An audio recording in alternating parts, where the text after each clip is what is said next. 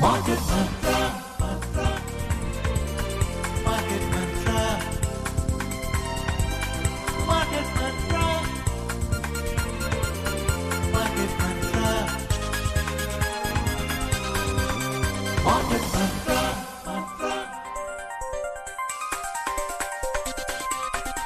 Market Mantra. Welcome to this Monday's edition of Market Mantra, the program in which we give you a complete update on the economic news of the day. And today we'll also be taking calls from you, our listeners, on any queries that you may have on economic, business and stock market news. But do remember, listeners, that we do not address company-specific queries. You can call us with your queries on 2331 4444, 2342-1050 and 2331 0464. Listeners who are calling us from outside Delhi, do remember to prefix the Delhi STD code 011 in front of these numbers.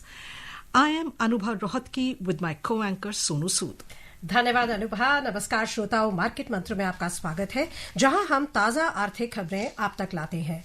आज सोमवार है और हर सोमवार की तरह आज भी हम आपके प्रश्नों को सीधे कार्यक्रम में शामिल करेंगे। इस कार्यक्रम में व्यापार, अर्थव्यवस्था और शेयर बाजार से जुड़ा कोई भी प्रश्न पूछने के लिए आप इन नंबरों पर हमें फोन कर सकते हैं। 23314444, 23421050 और तीसरा नंबर है 23310464।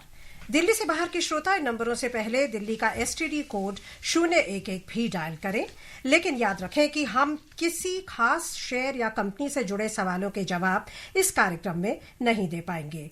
जब आप हमें कॉल करें तब अपने रेडियो सेट की आवाज धीमी रखें ताकि एक बेहतर क्लैरिटी के साथ हम एक दूसरे को सुन सकें।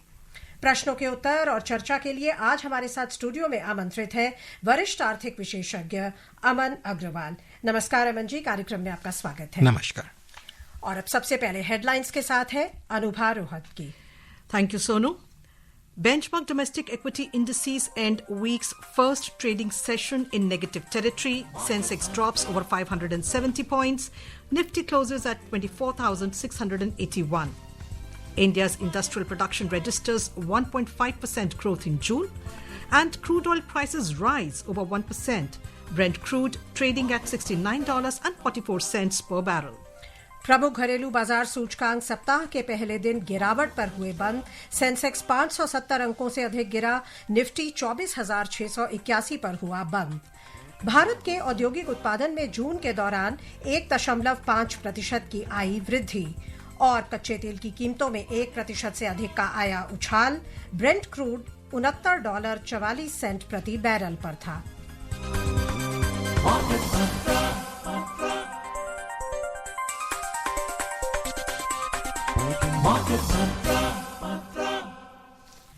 शुरुआत करते हैं शेयर बाजार से। प्रमुख घरेलू बाजार सूचकांक आज सप्ताह के पहले कारोबारी सत्र में 0.5% से अधिक की गिरावट पर बंद हुए। ये गिरावट अधिकांश क्षेत्रों में हुई बिकवाली के बीच आई। पहली तिमाही के कंपनी परिणामों और भारत और अमेरिका के बीच व्यापार वार्ता में जारी अनिश्चितता के कारण भारत बाजार की धारणा कमजोर बनी रही। बंबई शेयर बाजार का सेंसेक्स 0.7% की मंदी से 572 अंक कम होकर 80,891 पर बंद हुआ।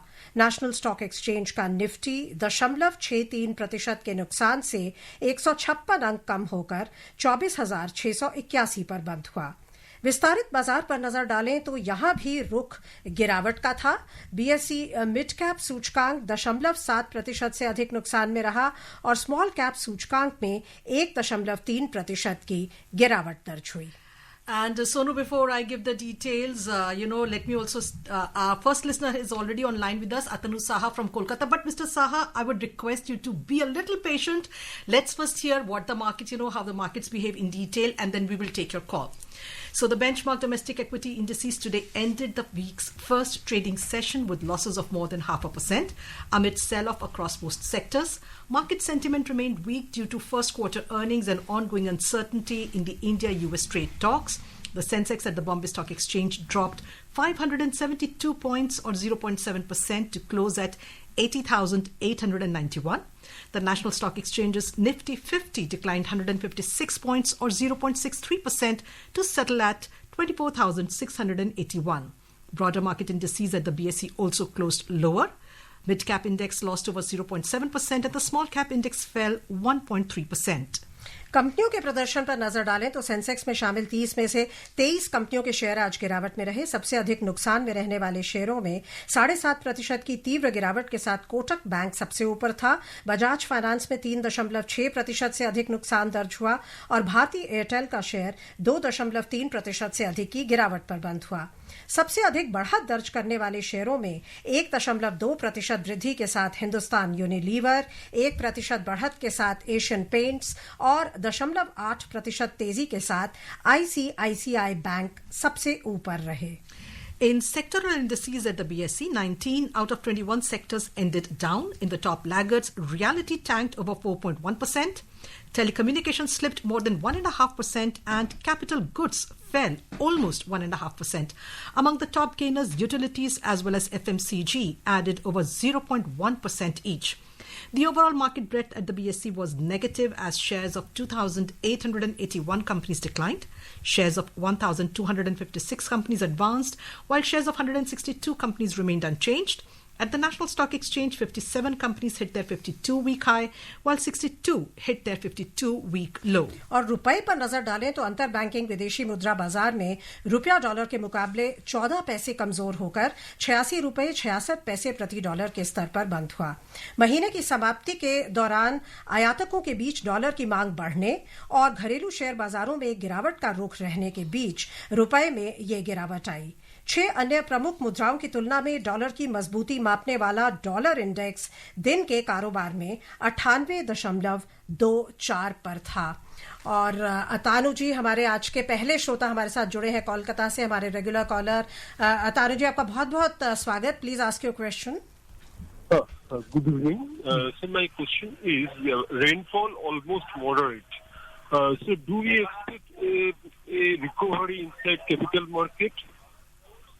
Yeah, you see, as far as rainfall is concerned, the moderate rainfall has nothing to do with the stock market in particular. Certainly, the food and the IPP numbers which have come up have fairly been bullish. The inflation is on a lower end, which needs to pick up a little for markets to do, and that's why RBI has been putting in more money by cutting rates so that more money can come in the market and the inflation push could take place, which is there. The markets are performing randomly as of now, which they should be, going up a little, going down a little. There is no major correction which is expected, and the macroeconomic situation of the country is fairly bullish and strong, and as a result we should see a better result. As far as even with the US trade talks which are in discussion and always have been a fear factor, India particularly has nothing to fear in specific. However, the interest has been told by Piyush Goyal ji, the Minister for Trade and Commerce, has been clear that the interest of India would be taken care in whatever deals we do, and the relationship which India and US is having is fairly positive as against some of the other countries where these are more disturbing, even where the talks are going on as of today, like China or Vietnam or others, where this is a big problem, not for India. So I feel the markets would be stable and going in the right direction. And now let's take the next call coming in from Delhi. Our listener Lakshman is with us. Lakshman, welcome to Market Mantra. Please ask your question. Hello जी, अपना सवाल पूछें। मेरा सवाल था, मैं senior citizen हूँ और मेरे को एक पेंशन मिलती है ईपीएफ की 1723 रुपए, और अखबारों में पढ़ते हैं कि वो 7500 रुपए हो गई है। क्या ऐसा हुआ है कि नहीं हुआ है? एक और दूसरा, मैं कंसल्टेंसी में काम करता हूँ, तो क्या उससे वो 12 लाख वाली मेरे ऊपर लागू होती है योजना कि नहीं होती है? क्योंकि मुझे 10% काट के, फ्लैट 10% काट के पैसा मिलता है। आपने बड़ा अच्छा प्रश्न पूछा। जहाँ तक पेंशन का है, वो जब भी इफेक्टिव होगा तो आपको रेट्रोस्पेक्टिव इफेक्ट से मिलेगा उसका ये बेनिफिट। नॉर्मली पेंशन के केस में इमीडिएटली आपको देखने को नहीं मिलता है, पर सरकार जब भी देती है तो जब से वो इम्प्लीमेंट होता है तब से आपको एरियर्स मिल के साथ मिलता है, पहली बात। दूसरी बात जो आपने बात करी, आप एक कंसल्टेंट हैं, आप अपनी इंडिविजुअल रिटर्न भरते होंगे एज एन इंडिविजुअल। अगर आप कंपनी की फॉर्म में भरते हैं तो वे कंपनी का रेट लगेगा। अगर आप इंडिविजुअल की फॉर्म में भर रहे हैं तो आप 12 लाख वाली कैटेगरी में, अगर आप न्यू टैक्सेशन प्रणाली के अंदर हैं तो उसमें आ सकते हैं। जो आपने 10% कटने की बात करी वो TDS होता है, वो जो भी कंपनी आपको कंसल्टेंसी असाइनमेंट देगी वो 10% ही काटेगी, वो आपको बाद में अपने रिटर्न में क्लेम करना होगा, और आपका अगर TDS कम बैठ रहा होगा तो वो आपको रिफंड में मिलेगा। और लेते हैं अगली खबर। सांख्यिकी और कार्यक्रम कार्यान्वयन मंत्रालय द्वारा जारी आंकड़ों के अनुसार भारत की औद्योगिक वृद्धि मापने वाला औद्योगिक उत्पादन सूचकांक IIP मई के बढ़े हुए संशोधित 1.9% के मुकाबले जून में कम होकर 1.5% पर दर्ज हुआ। फैक्ट्री उत्पादन पिछले वर्ष जून में 4.9% की दर से बढ़ा था। IIP में शामिल 3 प्रमुख क्षेत्रों में से विनिर्माण क्षेत्र की वृद्धि दर मई की 2.6% के मुकाबले बढ़कर जून में 3.9% हो गई। हालांकि खनन उत्पादन में 8.7% की गिरावट आई और बिजली उत्पादन में भी 2.6% की गिरावट दर्ज हुई। इस बीच असम से हमारे साथ हमारे श्रोता सुखारी राय जुड़ गए हैं। आपका बहुत बहुत स्वागत है मार्केट मंत्र में। अपना सवाल पूछिए। मेरा बेटिया के सुकन्या खाता है और रिटर्न कितने दिन मिलता है, कितने साल के बाद मिलता है? देखिए जी, जो सुकन्या खाता है उसमें जब वो लड़की आपकी बालिग हो जाएगी, मतलब 18 साल से ऊपर हो जाएगी, उसके बाद उसको वो पैसा मिलेगा। तब तक आपको जोड़ना होगा उसके अंदर। उसमें जो है आप उसको निकाल नहीं सकते हैं, वो उसके लिए रहेगा, और वो उसको फिर उसमें जो है बेनिफिट्स भी मिलते हैं, इंटरेस्ट रेट भी ज़्यादा होता है। तो इसमें ये नहीं होता कि कुछ सालों के लिए, जैसे कुछ खाते होते हैं PPFA या कुछ है, उसमें कुछ सालों का हिसाब किताब होता है। इसमें 18 साल बच्चे के होने तक का हिसाब किताब रहता है। और आइए अब अन्य अंतर्राष्ट्रीय बाजारों पर भी एक नजर डाल लेते हैं। प्रमुख एशियाई बाजारों में आज रुख मिला जुला रहा। हांगकांग का हैंगसेंग सूचकांक 0.5% से अधिक बढ़ा। दक्षिण कोरिया के कॉस्पी में 0.4% से अधिक बढ़त दर्ज हुई और चीन के शंघाई कॉम्पोजिट सूचकांक को 0.1% से अधिक फायदा हुआ। दूसरी ओर जापान का निकेई सूचकांक आज लगभग 1% लुढ़क गया और सिंगापुर के स्ट्रेट्स टाइम्स सूचकांक में 0.4% से अधिक की गिरावट दर्ज हुई। यूरोपीय क्षेत्र की बात करें तो दिन के कारोबार में यहां के बाजारों में भी रुख मिला जुला था। ताजा समाचार मिलने तक फ्रांस का CAC 40 0.3% की बढ़त पर था और जर्मनी के डैक्स में कारोबार लगभग सपाट था। हालांकि लंदन का FTSE 100 0.1% से अधिक के नुकसान पर था।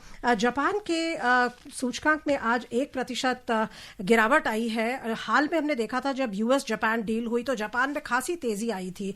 सो आपको लगता है कि भारतीय बाजार में भी शायद वैल्यूएशन ज्यादा है जिसकी वजह से हम प्रॉफिट बुकिंग पर काफी बल देख रहे हैं और जो गिरावट हम अभी हाल में देख रहे हैं? नहीं, मेरे विचार में अभी कोई ओवर वैल्यूएशन भारत में नहीं है। अमेरिका और जापान में एक टैंडम रहता है, बिकॉज जापान की इकोनॉमी काफ़ी हद तक अमेरिका पे डिपेंडेंट रही है जब से एटॉमिक बॉम्ब गिरा है। उनकी जो डिफेंस है वो भी काफ़ी हद तक US के ऊपर डिपेंड रहा है, ट्रेड है, बहुत सारी चीज़ें हैं। तो इस वजह से उनका टैंडम जनरली US के साथ चलता है। पर इंडिया के अंदर अभी कोई ऐसा ओवर वैल्यूएशन नहीं है। थोड़ा बहुत जो करेक्शन आना था पिछले 2-3 महीने में, हमें वो करेक्शन देखने को मिल गया है। अब ये देखने की बात है कि इकोनॉमिक ग्रोथ कितनी हम बढ़ोतरी की तरफ लेके जा पाते हैं, उसके ऊपर डिपेंड करेगा कि स्टॉक मार्केट भी उस ग्रोथ की टैंडम में चलेगी या नहीं चलेगी। और इसी वजह से भारत सरकार ने भी कहा और RBI ने भी इंटरेस्ट रेट्स कम किए हैं ताकि लोग खर्चे की तरफ, कंजम्पशन स्पेंडिंग की तरफ जाएं। बट क्योंकि ये वॉर की स्थिति भी बाहर की तरफ नजर आ रही है, ऑयल का भी प्रॉब्लम रहा है, और अभी अलग अलग देशों में हम सारे रीजन्स में देखें कहीं ना कहीं कोई ना कोई वॉर छिड़ी हुई है। तो जब न्यूज़ चैनल चलाते हैं तो उसको भी दिखाते हैं कि जैसे वर्ल्ड वॉर की तरफ जा रहे हैं हम। तो जब आदमी को ऐसा डर बैठ जाता है तो अनिश्चितता बहुत आता है, तो आदमी खर्चा भी कम करने लग जाता है कि कल को क्या हुआ तो खर्चा नहीं। तो इसलिए कंजम्पशन स्पेंडिंग जैसे सरकार चाह रही है वो मार्केट में नहीं आ पा रही है और इस वजह से हमें ग्रोथ नहीं हो पा रही। I want to ask you here that you mentioned RBI and the rate cuts. There is going to be the next the bi-monthly meeting of the RBI is due next month.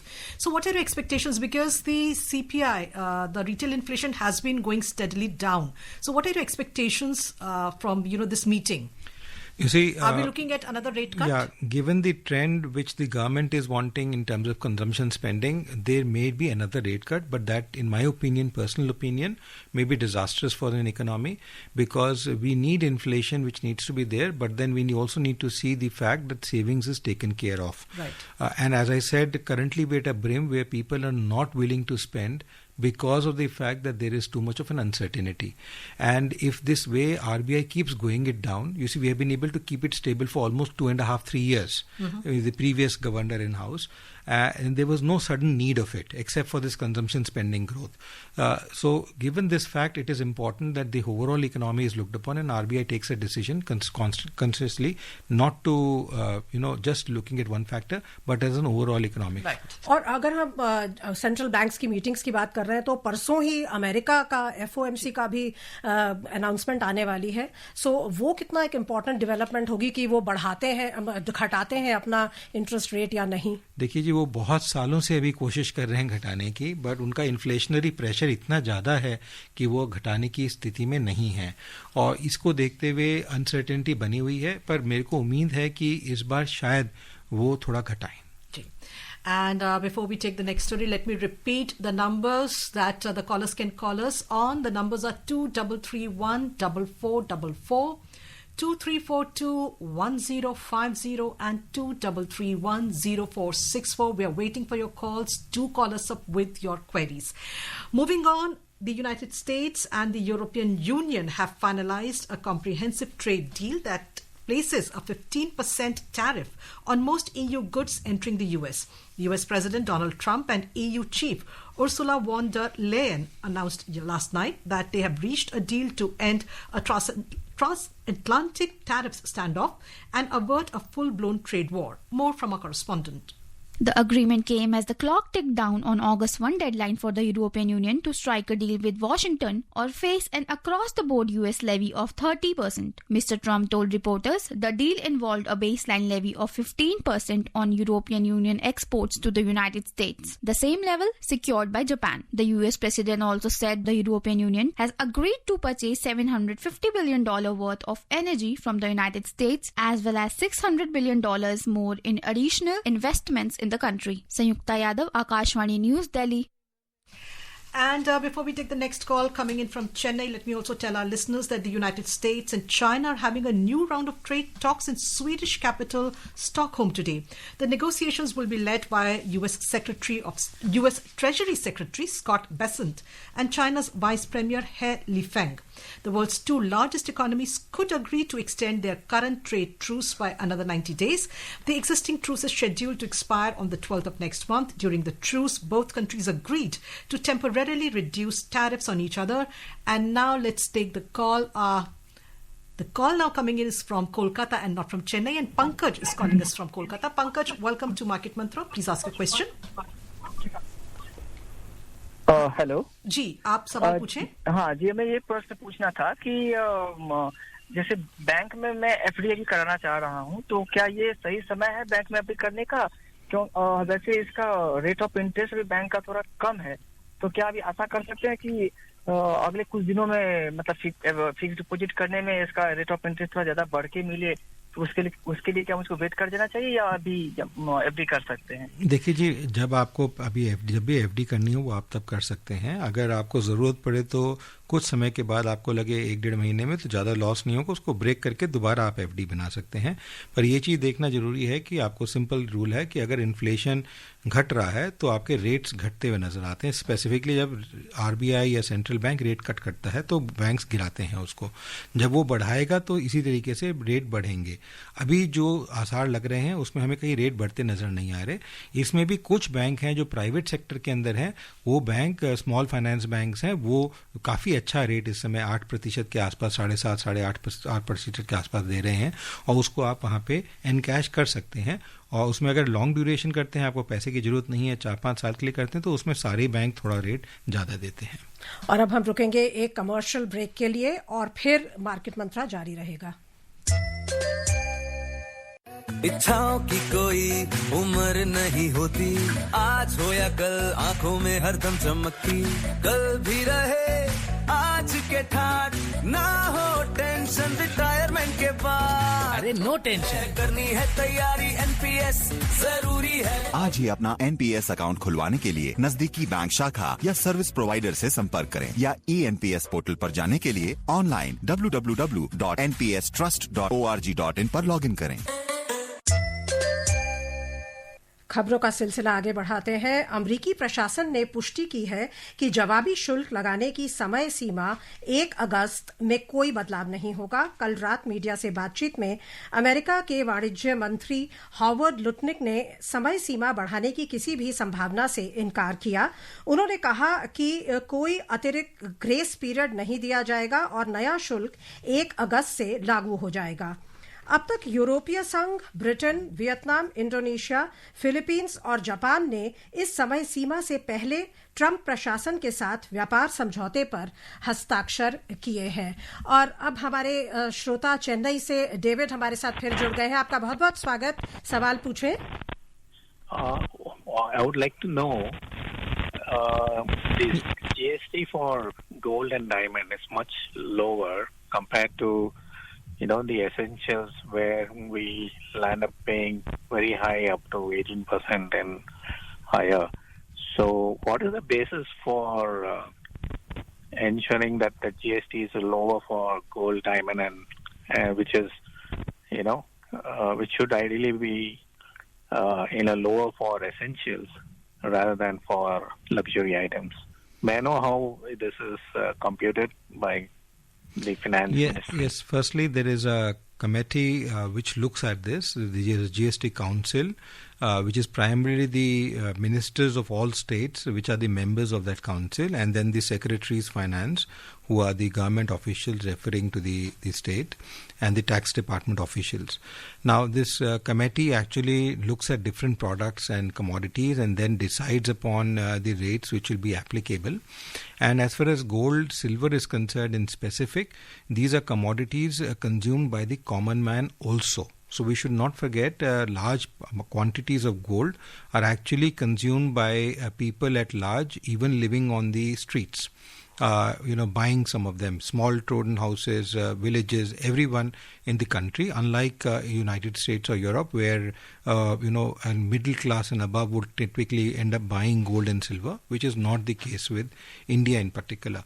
Secondly, the decisions of this is decided unanimously amongst this committee members and then taken into it. It's like Arun Jaitley, who was the first finance minister for the GST Council to take it forward, had clearly said that they would like to bring in fuel also within a span of 3 to 4 years, but they have not still been able to do it, primarily because the minister councils have not agreed to the fact, because there's a huge tax revenue which states earn out of fuel, and that's where these decisions are taken by the committees.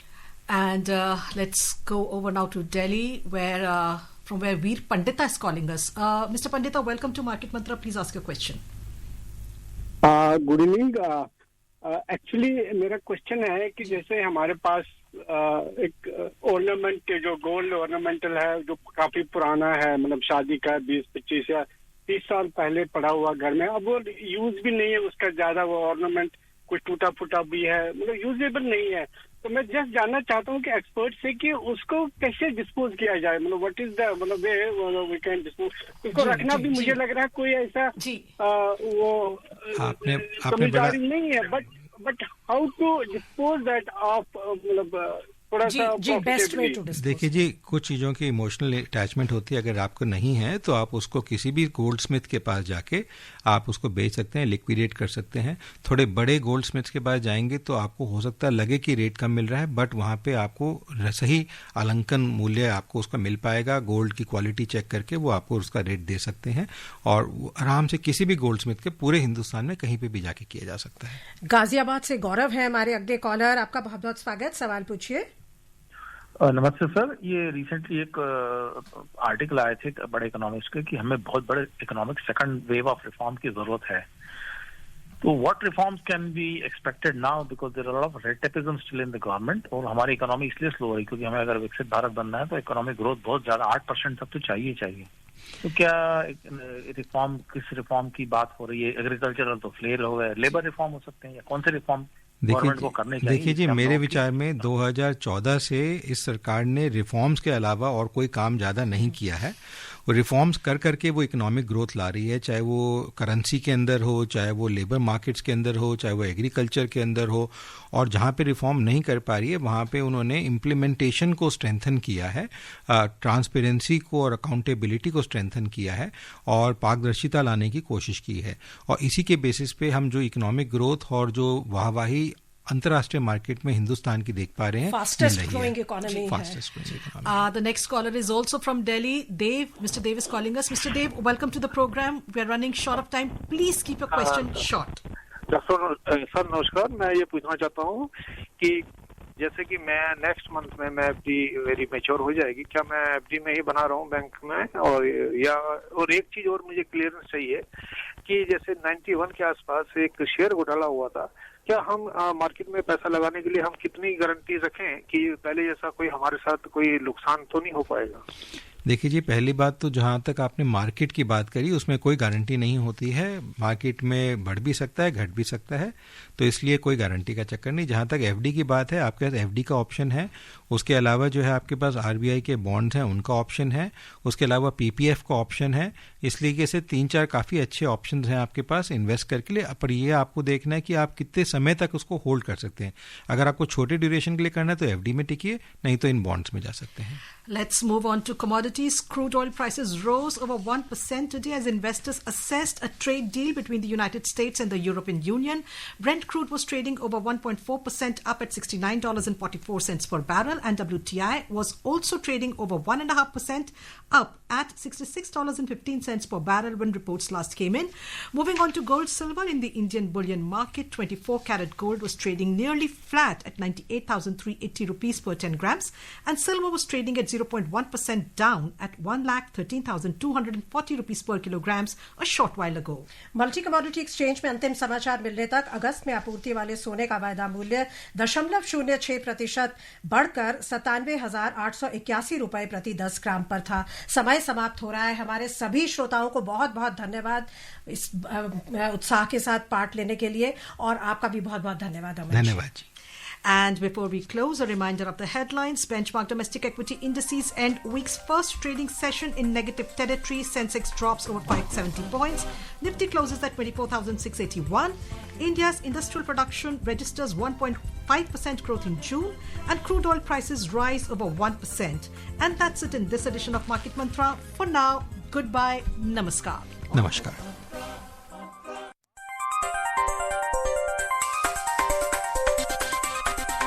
Market Mantra.